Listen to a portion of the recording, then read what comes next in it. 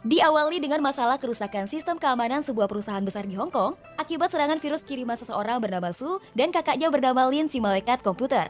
Namun tak lama kemudian, sistem tersebut tiba-tiba normal kembali. Mengetahui akan kehebatan dari malaikat komputer tersebut, Chow Liu sebagai pemilik perusahaan itu memerintahkan anak buahnya mencari dan mengundang mereka untuk datang ke perusahaannya dengan tujuan akan diajak bekerja sama. Keesokan harinya, Lin yang seorang pembunuh bayaran pun datang memenuhi undangan ketua Chow tersebut. Namun sebelum ia sampai ke ruangan Chow, terlebih dahulu ia melewati serangkaian sistem keamanan yang cukup ketat. Setelah di ruangan Chow, Lin sengaja meletakkan kacamatanya di atas meja Chow. Saat Chow menanyakan tentang jati dirinya, Lin menjawab dan mengatakan bahwa dirinya adalah virus, sekaligus ia adalah malaikat komputer yang telah menyerang sistem keamanan perusahaan Chow. Lin melanjutkan bahwa tujuannya datang memenuhi undangan Chow adalah karena dia ingin membunuh Chow. Karena Chow mendapatkan kekayaannya dari memperdagangkan barang haram seperti narkoba dan juga sebagai penyelundupan senjata. Mendengar hal itu sambil tertawa, Chow langsung mengaktifkan kaca anti peluru yang melingkari dirinya dan ia berkata bahwa Lin tidak akan bisa membunuhnya. Namun tanpa ia sadari bahwa di dalam kerangka kaca anti peluru tersebut terdapat kacamata Lin. Dengan santai Lin menjalankan aksinya lebih dahulu, menghabisi semua pengawal Chow yang ada di ruangan tersebut. Setelah semua pengawal-pengawal itu mati, kemudian ia mendekati Chow. Sambil tersenyum, dia mengeluarkan gas beracun yang berada di kacamatanya yang membuat Chow mati saat itu juga. Di tempat lain, Su berupaya membantu kakaknya mencarikan jalan keluar.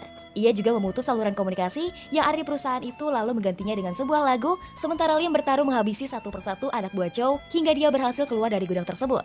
Setelah kejadian itu, seorang polisi bernama Hong dikirim untuk menyelidiki kasus pembunuhan Chow. Su dan Lin secara tidak sengaja melihat tingkah laku Hong yang membuat Su tertarik untuk mencari tahu identitas aslinya. Yang ternyata, Hong dan Lin memiliki tanggal lahir yang sama.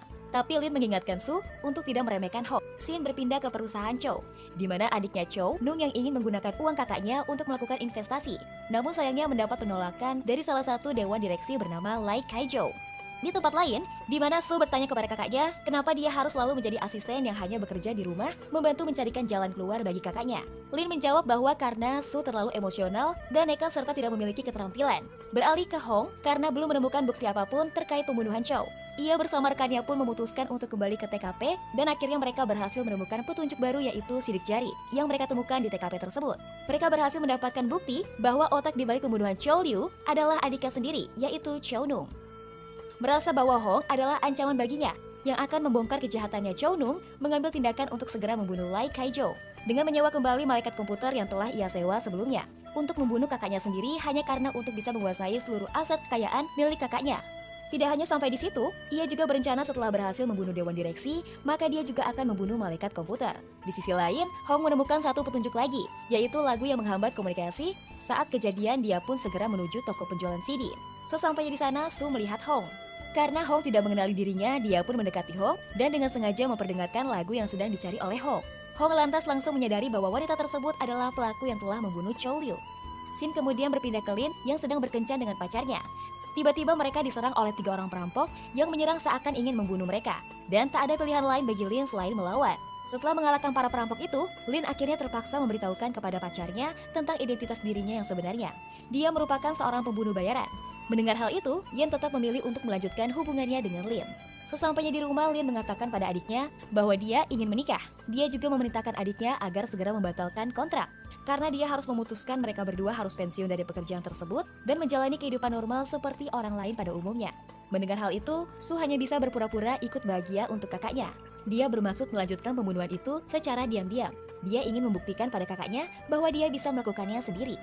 Keesokan harinya saat Lin sedang berkencan dengan pacarnya, Su menjalankan misinya sendiri. Namun kenyataannya tak semudah yang diperkirakan oleh Su. Dia mendapatkan kesulitan saat membidik sasarannya. Lin yang merasa khawatir karena adiknya tidak menjawab teleponnya, kaget saat ia melihat CCTV. Ia mengetahui bahwa senjatanya telah hilang, dan dia yakin bahwa adiknya sedang melanjutkan pekerjaan tersebut. Tanpa basa-basi, dia langsung meninggalkan Yen, lalu pergi menyusul ke tempat adiknya dan ternyata Hong bersama rekannya juga berada di tempat itu. Karena dari hasil penyelidikan, mereka diketahui bahwa Lai Kai-jou adalah target pembunuhan bayaran selanjutnya. Menyadari bahwa pembunuhan akan dilakukan dari gedung sebelah, Hong dan rekannya pun segera menuju ruangan yang berhadapan langsung dengan tempat Lai Kai-jou berada. Lin yang berhasil sampai lebih dahulu di ruangan itu, langsung mengambil alih senjata dan membunuh Lai Kai-jou saat itu juga. Lalu, ia dan Su segera pergi meninggalkan tempat itu. Namun saat itu, di sebuah lift, Hong dan rekannya ternyata dapat menemukan mereka. Lantaran karena emosi Su yang tidak bisa dia kendalikan membuat identitas mereka terbongkar. Maka akibatnya adalah terjadilah pertarungan epik di sana yang tak dapat lagi dielakkan. Perkelahian masih berlanjut hingga ke basement. Namun secara mengejutkan, tiba-tiba mereka diserang oleh anak buah Chow Nung yang bertujuan akan membunuh malaikat komputer dan Hong agar semua kejahatannya yang telah ia perbuat saat membunuh kakaknya dan dewan direksi tidak terbongkar. Dengan terpaksa mereka berempat harus bekerja sama agar bisa keluar dari tempat itu. Setelah berhasil lolos, Lin menurunkan Hong beserta rekannya di tengah jalan. Sesampainya di rumah, Lin memarahi Su karena tidak mematuhi perintahnya. Karena pertengkaran itu membuat Lin galau dan kemudian menghubungi pacarnya. Sebenarnya malam itu adalah malam ulang tahun Lin. Setelah merasa lebih tenang, Lin pun menceritakan tentang keluarganya dan awal mula ia menjadi pembunuh bayaran. Alasan Lin tidak mengizinkan adiknya menjadi pembunuh sepertinya karena dia ingin melindungi adiknya. Dia tidak ingin Su menderita karena rasa bersalah sepanjang hidupnya, seperti yang dirinya alami saat ini. Hanya saja adiknya tidak menyadari akan maksud dari kakaknya tersebut. Ayah Lin adalah seorang ilmuwan yang berhasil menciptakan teknologi canggih baru yang bernama panorama dunia, di mana setelah selesai akan diserahkannya ke polisi, tetapi tiba-tiba datang sekelompok pengusaha jahat yang membunuh orang tuanya.